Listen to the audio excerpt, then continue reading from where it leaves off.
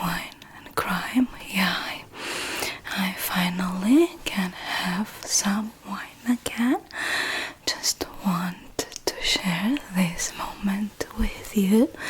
Chin chin.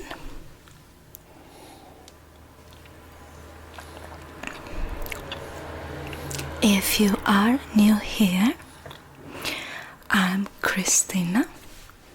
My channel is Old School ASMR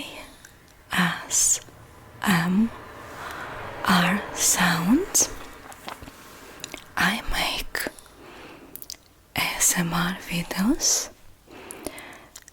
I love creating play roles also. So if you do not like true crime, maybe you'd like to check my other videos. If you like my content, and of course if you want, please drop a like, or consider subscribing. Thank you very much. This will help my channel grow. Thank you again for stopping by. So, hello again. Hello to you, and you, and you, and you, and of course you. Baby Pug Luna is also here in the room, so you might hear her snoring. Bugs are like shadows, they follow you everywhere. So today I have another story for you. It is, to say so, a classic. Today I'm going to whisper the story of Lizzie Borden, who became a legend throughout the world and remained a topic very popular in American popular culture up to today. She has been presented in films, plays, literary works, or folk rhymes, and is still very well known in Fall River area. Her house is now, from what I've understood, is a bed and breakfast today. So if you want to listen to this, please grab yourself a cup of tea, a cup of coffee, or a glass of wine, and just come and give me company. Find yourself a fluffy blanket if it's cold outside. And let's get started. I am not 100% sure that Lizzie was guilty. I don't know, maybe because this story is extremely old. Not extremely old, but quite old. And the story itself became a legend. And you know what happens with legends? People tend to exaggerate the facts and the features of those who are main characters, to say so. But on the other hand, I do not know who else might have committed those things. I only can speculate. But let's see. You tell me in comments below what you think. So Lizzie Borden, her full name was Lizzie Andrew Borden, was born on July 19th, 1860 in Fall River, Massachusetts. She had an older sister called Emily, who was 10 years older than her. Her parents were Andrew Jackson Borden and Sarah Anthony Borden. The girl's mother died when they were little, and before she died, she asked Emily, she wanted Emily to promise her that she would take care of Lizzie as a mother. So after her mother passed away, Emily somehow became in charge with the chores in the house and was somehow forced to take care of her little sister as a mother.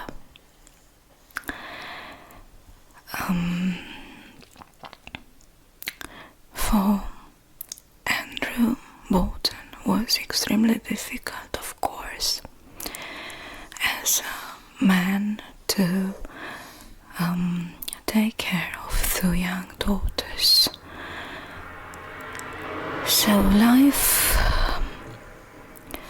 was not very easy for Andrew.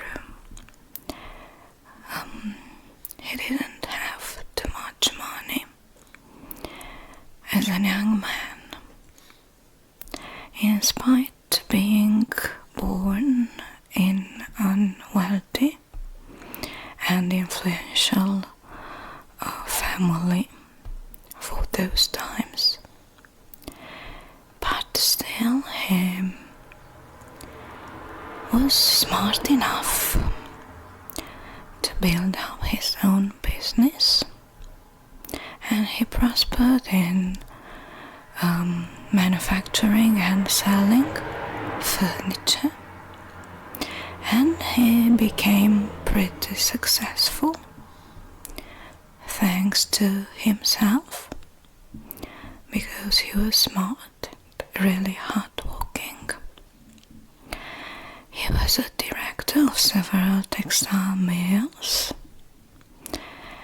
and he had also a lot of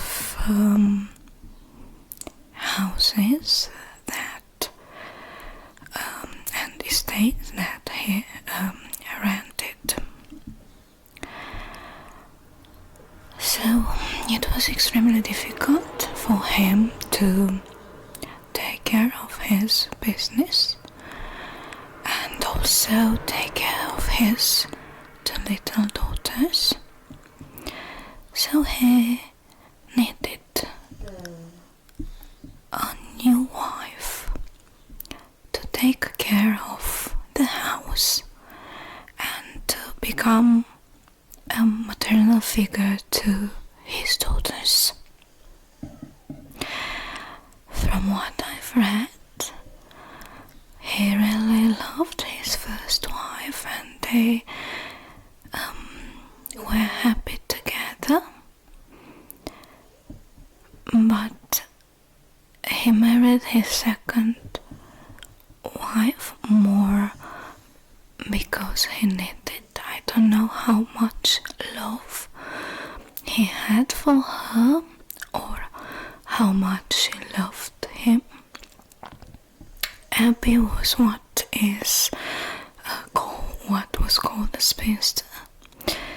Abby Gray was a 37 years old woman who had never been married before. In those years back then, for a woman, it was somehow necessary to get married and have children in order to do her duty into this world. So Abby married Andrew because she had to get married, but I don't know if they loved each other, at least in the beginning. They got married 3 years after the death of Andrew's first wife, and the girls had always considered that she married their father for his wealth. In spite of being considered quite rich, Andrew didn't spend his money easily. They had a beautiful house, but it was in the industrial area of the city and not on the hill, which was the area where the rich people used to live. The house didn't have electricity like the houses on the hill, and the girls didn't really appreciate this. They dreamed on living there on the hill and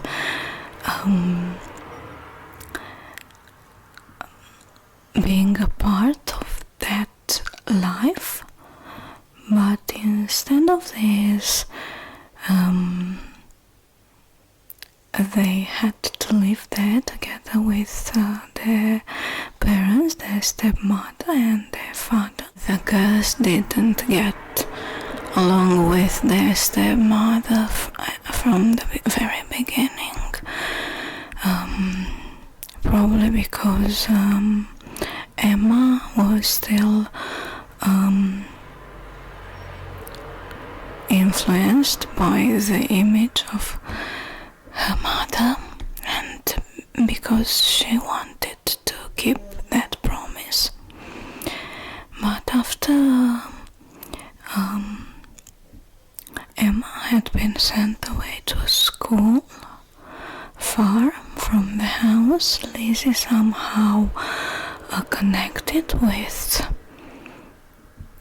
her stepmother, but this thing didn't last for long.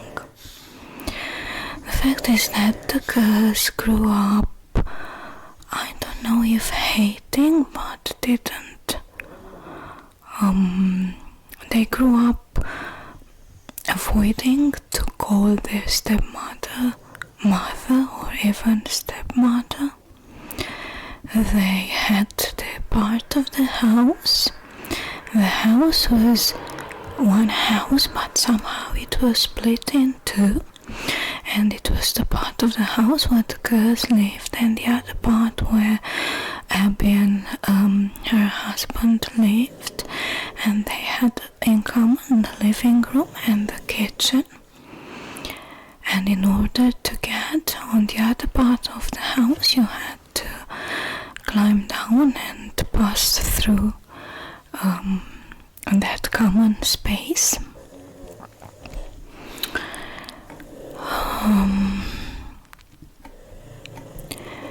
There's another strange thing. This took us in a period where society wanted women to marry and have children. These two girls had never got married, which to me is quite strange because they were quite good looking, they were rich. I don't know what might have happened. So the atmosphere in that house was not really a lovely one.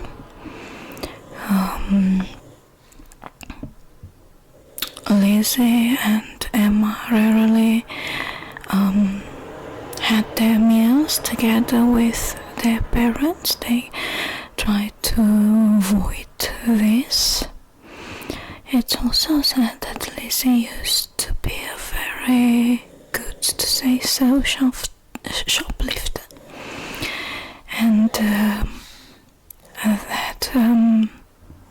his father paid for everything after she had stolen something from a shop. The owner just got in touch with her father and her father paid for everything. So it's obvious that this two girls grew up very frustrated, probably considering that Abby took someone else's place. Maybe considering that Andrew didn't need to get married, that Emma could very well could have taken care of her little sister, and three of them would have done perfectly well without a stranger in the house, because to them Abby was a stranger. So we have a loving family. Probably their mother was a very good mother, very loving one,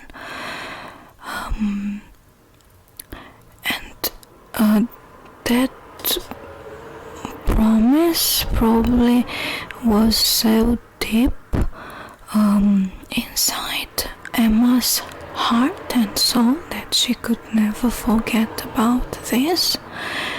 And somehow having Abby in the house made her think that she broke the promise, she couldn't keep it, and the one to blame was Abby herself. So the girls grew up almost hating Abby and thinking that everything Abby got was meant to be for them, was theirs. They had to share. They had to share everything with a stranger, with someone who came into their house because she was some sort of gold digger. And probably they blamed Abby for everything that went wrong in their lives. I'm just filling into the gaps and speculating, trying to understand what was in their little heads as children, and then what kind of young women they turned into. They also grew up in a very religious background. But in spite of this, tension had been growing within the family since they were little, since the very moment, and it gradually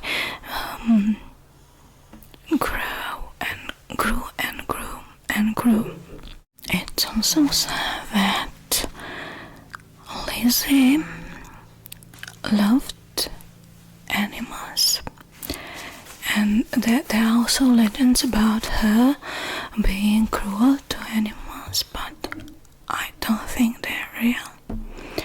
So Lizzie loved animals, took care of stray cats, and she also took care of some pigeons in their barn. But those pigeons attracted children in the neighborhood who came and threw stones and broke a window. And so Andrew considered that it was enough, and he just killed those pigeons and brought them into the house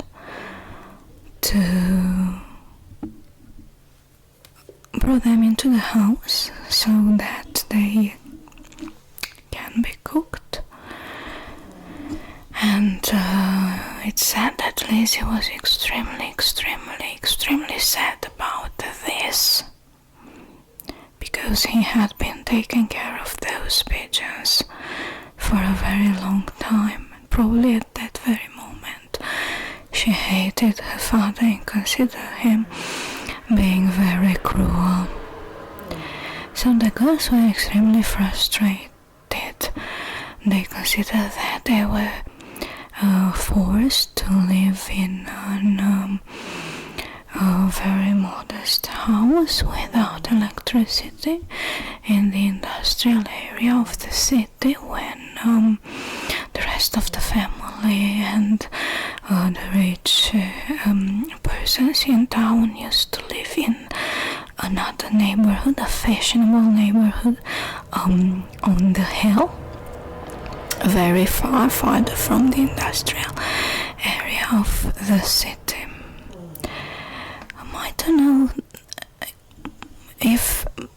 I don't know what to think about the girl's father. I don't think he was really a Scrooge. There are evidence that he paid for Lizzie's shopping sessions, to say so. He gifted expensive things to the girls. They had their own allowance. They were extremely well dressed.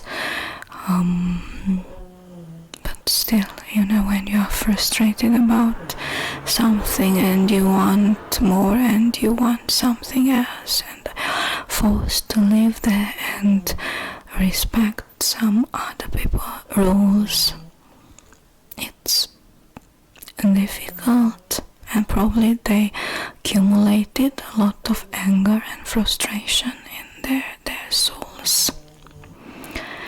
So the fact is that they didn't get married, and if you talk about a woman in her 30s nowadays and say that she has never been married, this thing is absolutely normal, but for that period it was extremely strange. So I don't know why this girl didn't get married, because, as I have told you, they were pretty good looking, elegant, they were rich, considered rich, so maybe they blamed their father and their stepmother for this thing also. I don't know. Tension in that house had been growing for years and years, but in the very months before the murder,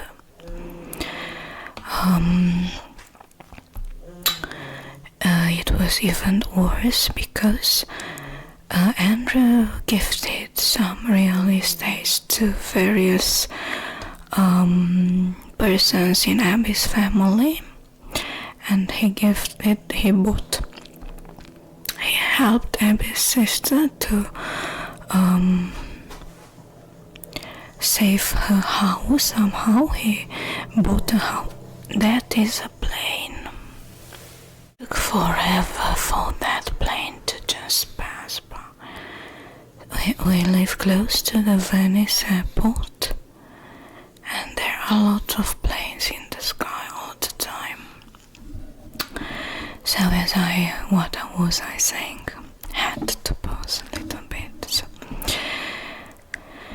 The fact is that Andrew, the father, gifted some estates to the family of his wife, the girl's stepmother. And the girls were extremely angry and considered that he gave away something that belonged to them and that he didn't have any right to do so. Lizzie was extremely angry, especially when she met her, to say so, relatives in the street, her stepmother's relatives.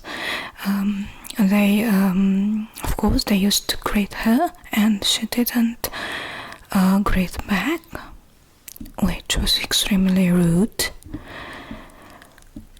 So the girls were extremely angry if someone addressed them and talking about Abby, mentioned her as their mother. They got extremely angry and corrected that person, saying that it was their stepmother, not mother. And they pretended they wanted their father to give them also a house, and they purchased from their father for $1, just a few weeks before the murder. They purchased the house in which they used to live with their biological mother, and then they sold the property back to their father. So they for $5,000, which was a lot of money back in those days. The night before the murders, John Morse, the brother of Lizzie and Emma's biological mother, came to visit and was invited to stay for a few days to discuss business matters with Andrew. It's also speculated that they talked about this property transfer and that they may have argued about this, but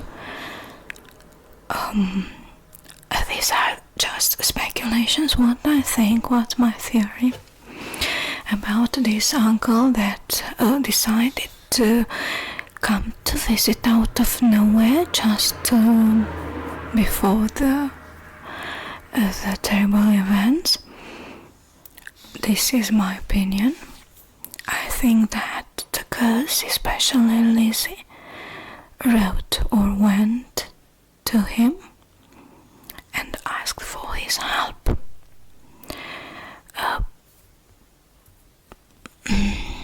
Probably being their mother's brother, probably he might have felt that his sister was also somehow betrayed because Andrew brought another woman in the house. You know, what's considered in someone that belonged to his sister, and that stranger came in there and stole something that it wasn't hers. I'm just speculating, and I think that the girls went to discuss this matter to their uncle, and their uncle promised to help.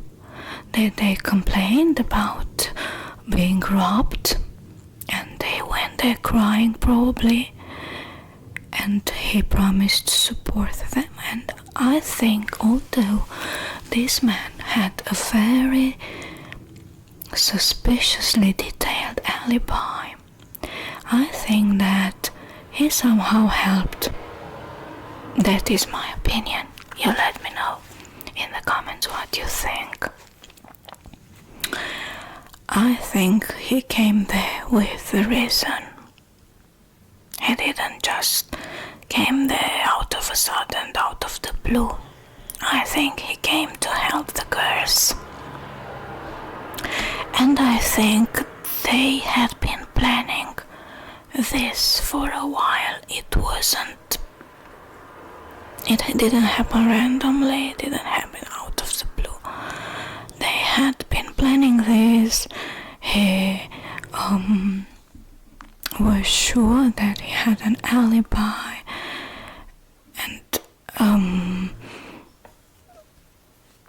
and Lizzie was so as cool as a cucumber. She knew exactly what she was doing even after the terrible events. But let's see what it happened next. A few days before the terrible events, the entire family in the house had been violently ill except for Lizzie. Someone speculated that it was the mutton left on the stove to use in meals to blame. It was left there for several days, but Abby had fear poisoning because Andrew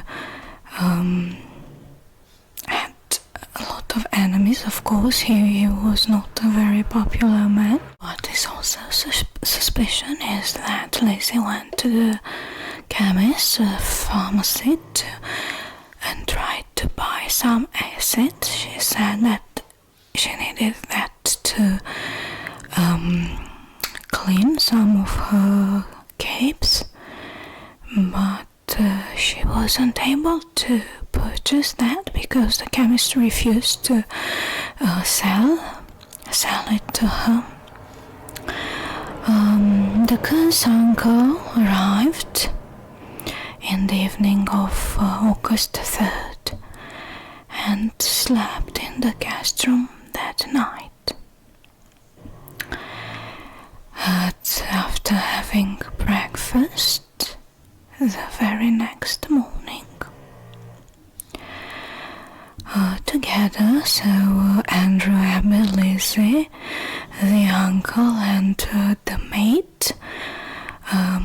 The maid's name was Bridget, but the girls used to call her Maggie because they had a Maggie before, and they had a Maggie before, and I don't know.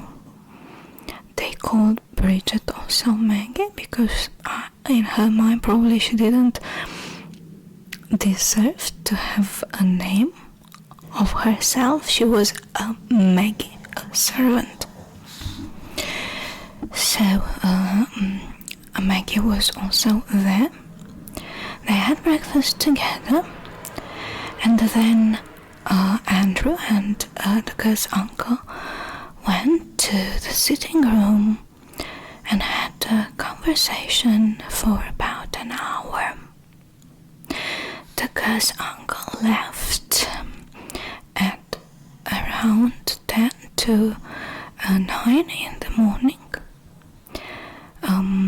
saying that he needed to buy a pair of oxen and that he needed to visit some other relatives in Fall River, but planning to return to the Borden home for lunch at around noon.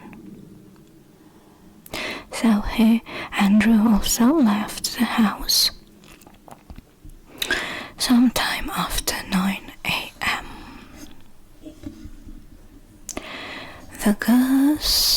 One of the girls' chores was to clean the guest room, but in spite of that, Abby was the one who went upstairs between 9 and 10:30 a.m. to clean the guest room and make the bed.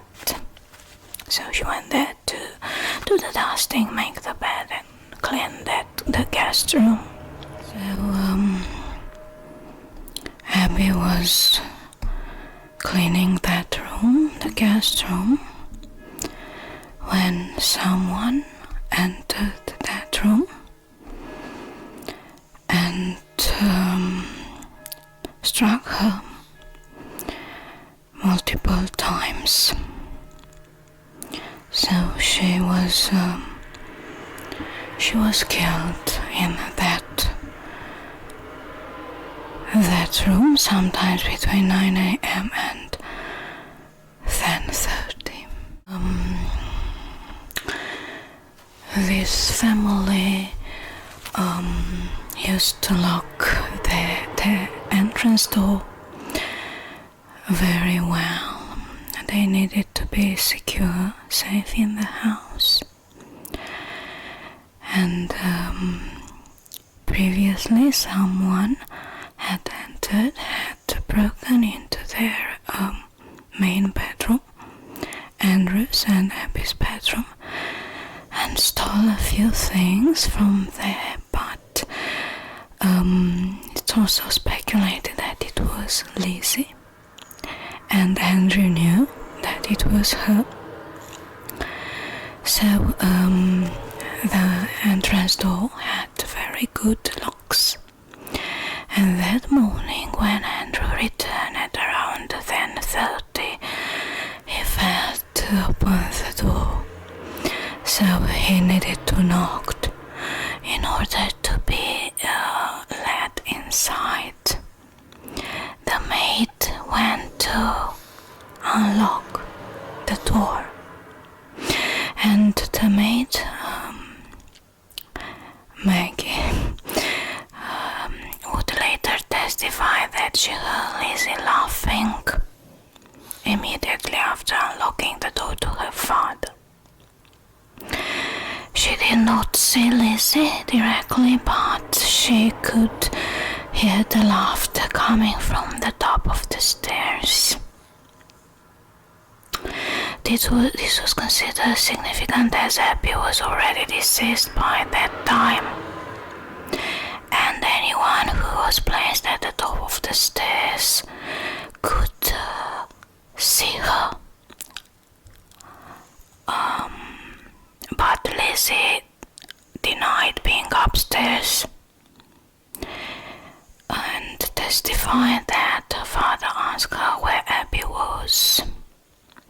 And she said that someone came with a note and Abby needed to go and visit a sick friend. She also said that she had removed Andrew's boots and helped him and brought him his slippers before he lay down on the sofa for a nap, which was not true because the photos taken at the scene showed Andrew wearing boots. So that was also really strange. What was also strange was the fact that it was an extremely hot day. That day it was very hot, and Maggie was asked to clean the windows of the house that day. And after the arrival of her father, somehow Lizzie wanted her to make her get out of the house, telling her that there was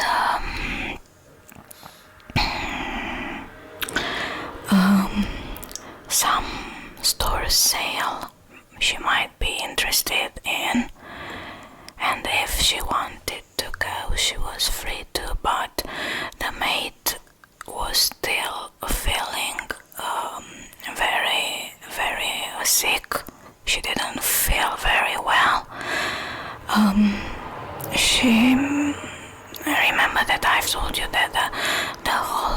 except Lizzie had been suffering from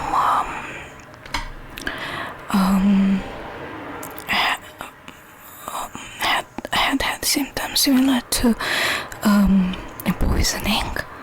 So the maid was not feeling really well, and she was also forced, because it was her job, to clean the windows on a very hot day. So she was not in the mood. She didn't feel like going shopping. So he went to her room to take a nap, to rest instead of this. So she was in her room, in the third floor room, when around 11 a.m. Lizzie called her from downstairs, saying, quote, "Make it come quick. Father's dead. Somebody came in and killed him," end quote. So she could see then Andrew on the couch in the sitting room, also struck 10 or 11 times with a hatchet weapon.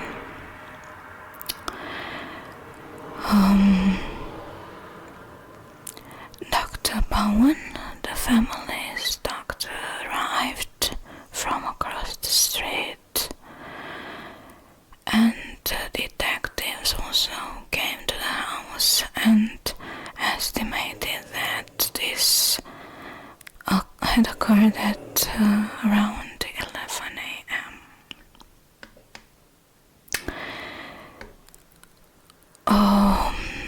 Lizzie's behavior, so Emma was not at home, so she was out of this. Lizzie's answers to the police questions were strange, and she contradicted herself. She first said that she heard some kind of noise or distress call before she entered the house. Later on, she told police that she heard nothing, and she entered the house, but she could see that something was wrong, but she didn't know what.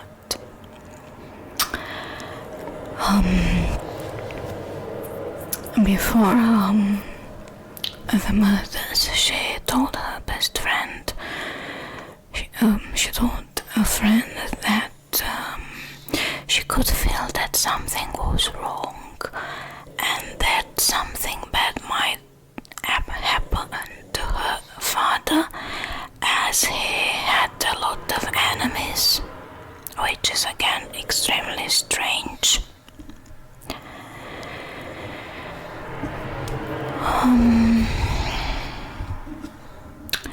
She told the police that her father asked her about the stepmother.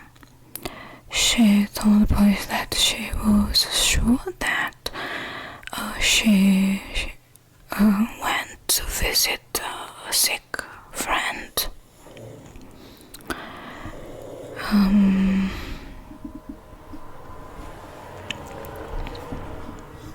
Despite her attitude and contradicting herself, she wasn't considered a suspect, so nobody checked her, nobody checked her for blood stains or stuff like that. They did search her room, but they couldn't find anything, and they couldn't search properly because Lizzie was not feeling well, and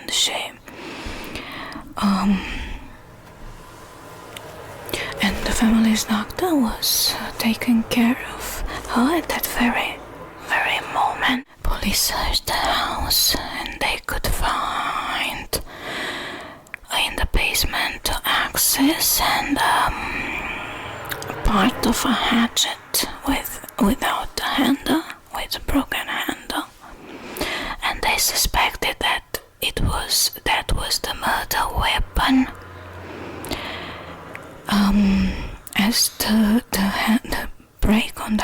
appeared to be fresh.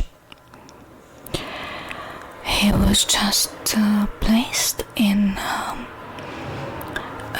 the toolbox, as if someone had staged everything just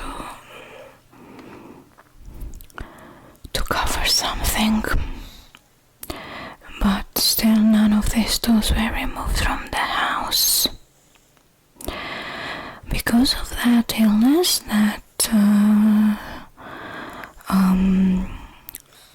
because of that mysterious illness the family had suffered from,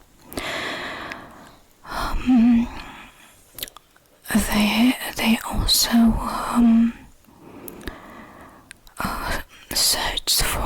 tested everything for poison, but none was found. And they also found out that Lizzie wanted to purchase from the local drugstore some acid in order to clean her furs, but she couldn't. Alice Russell, the girl's friend, because they were grown-up women. The sister's friend, Alice Russell, was called to stay with them the night after the events, and the girl's uncle spent the night in the attic guest room. Police officers were also stationed around the house on the night of August 4th. And an officer said that he had seen Lizzie entering the basement together with Alice.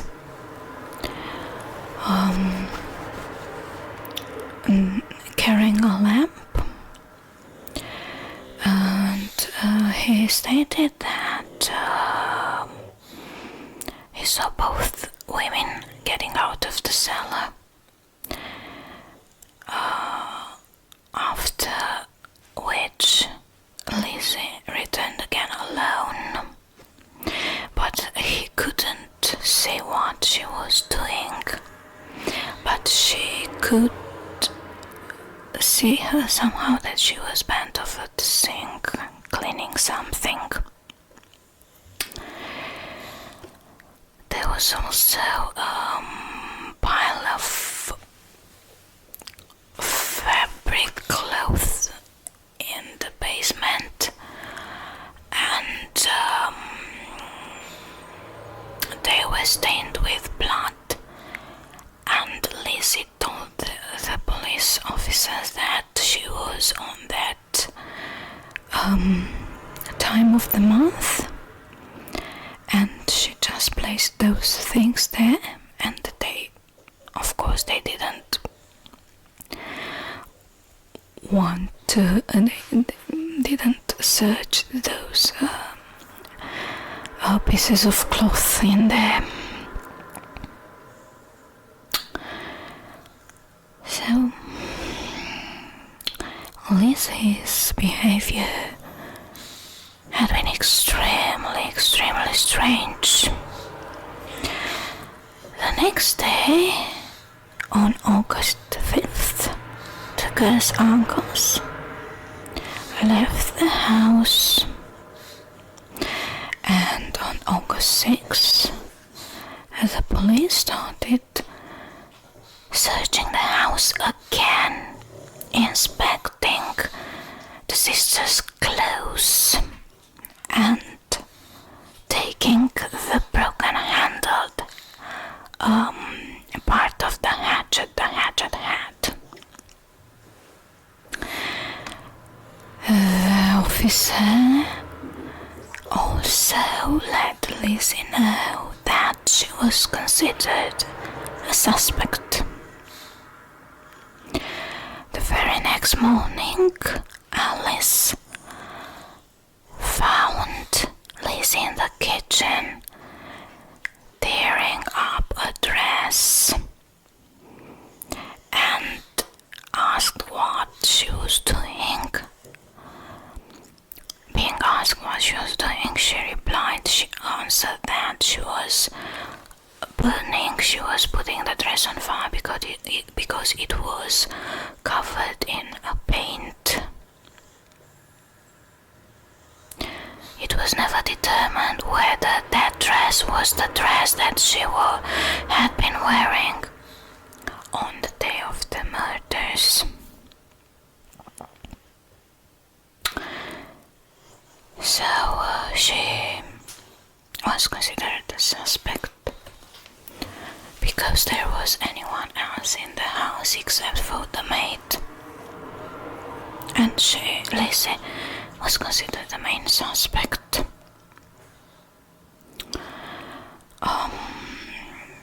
Now she was a rich woman now, and she could afford the best lawyer possible. She had also been prescribed regular doses of morphine to calm her nerves, and it's also possible that she was affected by this, and that is why she contradicted herself, because somehow she just behaved erratic.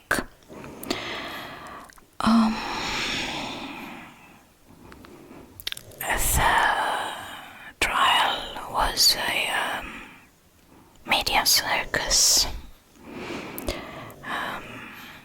It took place on June 5th, 1893.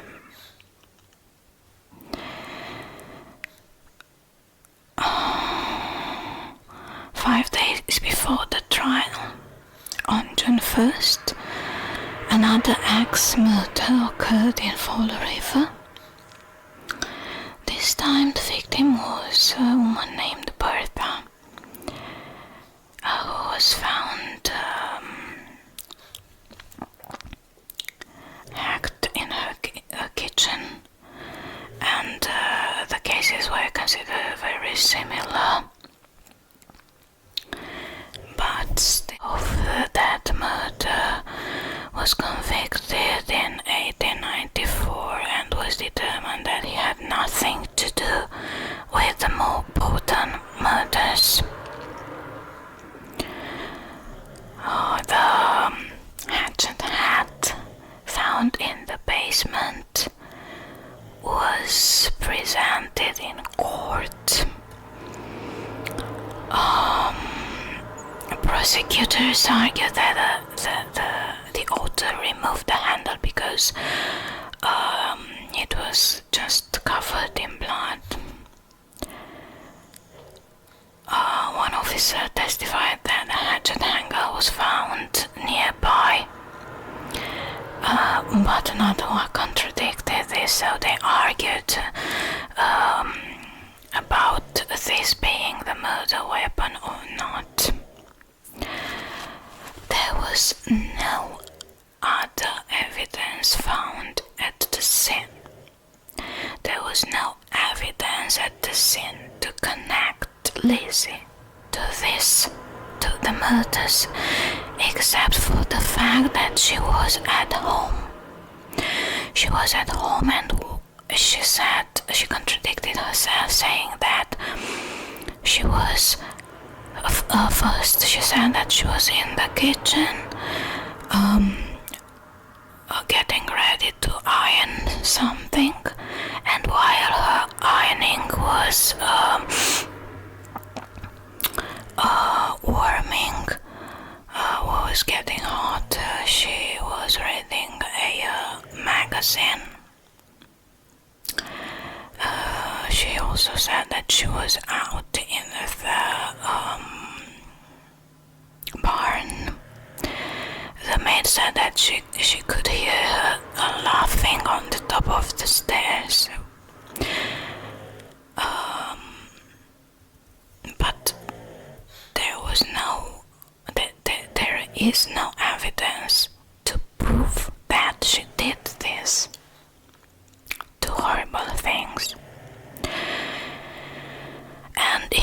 because she got rid of it.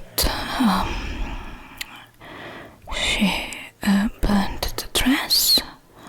She probably cleaned up something in the sink that night. She manipulated Alice to come and stay with her, and made her somehow tell the policeman that her father was in danger because he had a lot of enemies. So Lizzie Borden presence at the home was a point of dispute during the trial also. So Alice, and the maid entered the second floor of the home at around 11 a.m. and left Lizzie and her father downstairs. And Lizzie, as I have told you, told everyone that at that time she went to the barn and was not in the house for 20 minutes or possibly half an hour. So she went outside and she picked up some pears which she ate in the barn. At 11:10, Lizzie called the maid house downstairs and told her that Andrew had been murdered, and ordered her not to enter the room and sent her to get the doctor. So the maid was the one who called the doctor, the family's doctor. So the trial was a circus indeed, a mini circus. The scars were admitted as evidence during the trial. Lizzie fainted. It's also speculated and said that the lawyer advised her to show more emotion, to say so, because she was as cool as a cucumber. So Lizzie fainted and seemed to be totally distraught. But there was no evidence to connect Lizzie to the murders directly, so she was acquitted. She was acquitted. She was free to go.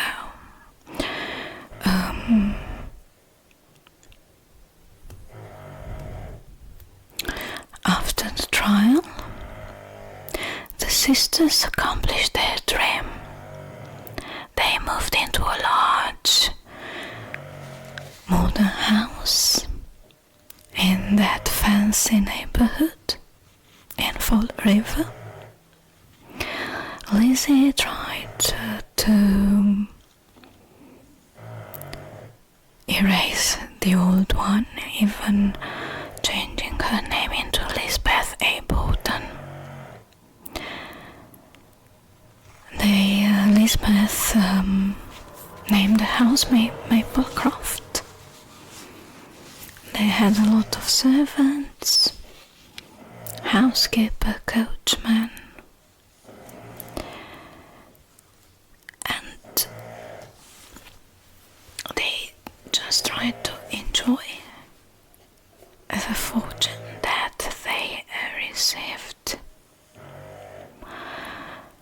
But in spite of being acquitted, the society had never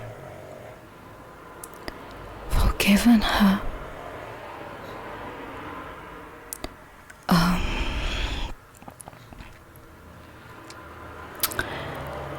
So during Halloween, children came to the house. There were songs popular songs and rhymes about her. How she became a legend while she was still alive.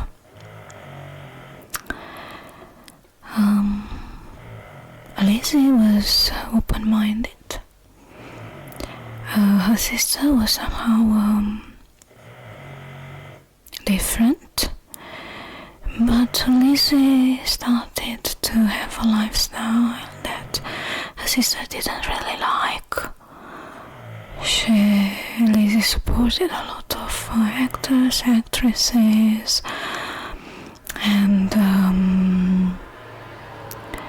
she threw a party in 1905 for the actress Nancy O'Neill. And after that party, Emma moved out of the house and never saw her sister again. I don't know, maybe because she had never been married, people started to talk and create some sorts of gossips and stuff. And people assumed that Nancy O'Neill was more than just a friend to Lizzie. They also speculated that Emma might have seen something that she, as a very religious person, considered to be outrageous, and made her refuse to see her sister for the rest of her life. I tend to think that it was true. I just for those years it was quite a scandal.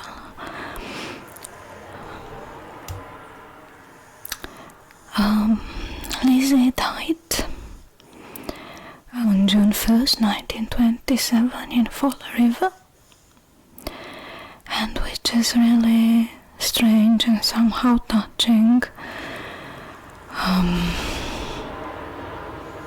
9 days later, Emma died also.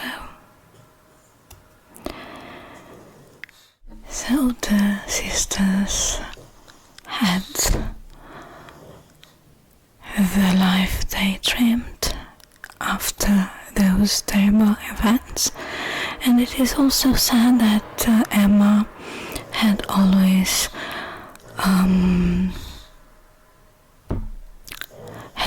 said that Lizzie was innocent. There were different theories, like a complete stranger entering the house, some of Andrew's enemies. Others said that it was the uncle. As I have told, I tend to believe that the uncle really helped. I think it was a family business, and it wasn't only Lizzie. That's what I think. They also speculated about a possible stepson that came for revenge. We might never know the truth. Just let me think. Let me know in the comments what's your opinion, what you think about Lizzie. I think that she definitely was the only one, of course together with her sister, that was the beneficiary of the fortune after her parents' death.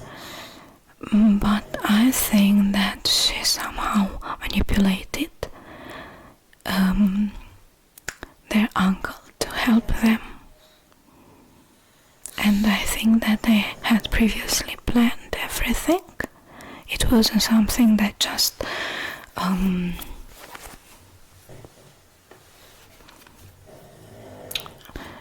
it was done out of nowhere, just like so.